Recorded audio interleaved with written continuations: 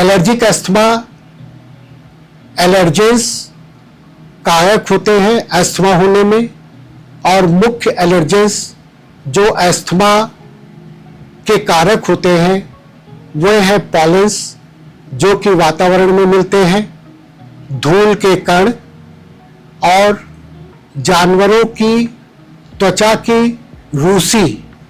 जब एनिमल्स की रूसी होती है वो एलर्जी के बहुत बड़ा कारक अस्थमा का होता है, या घर में फफूंदी है तो भी वो एलर्जी के कारक होते हैं।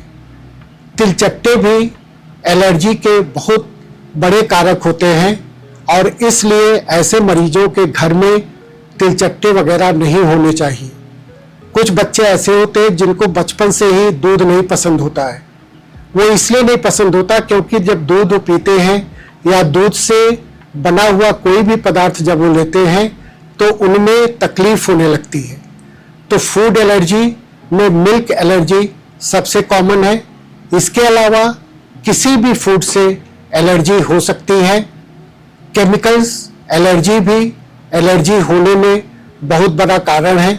जो लोग फैक्ट्री में काम करते हैं कई रकम के केमिकल्स होते हैं जो कि उनके लिए एलर्जी और अस्थमा पैदा कर सकते हैं। इसके अलावा कई मेटल्स होते हैं, जैसे कभी कभी तांबे के बर्तन में या चांदी के बर्तन में या किसी भी एल्युमिनियम के बर्तन में जब हम खाना खाते हैं या भोजन करते हैं या पानी पीते हैं तो उस मेटल से भी एलर्जी होती है और उसके द्वारा अस्थमा हो सकता है। धन्यवाद।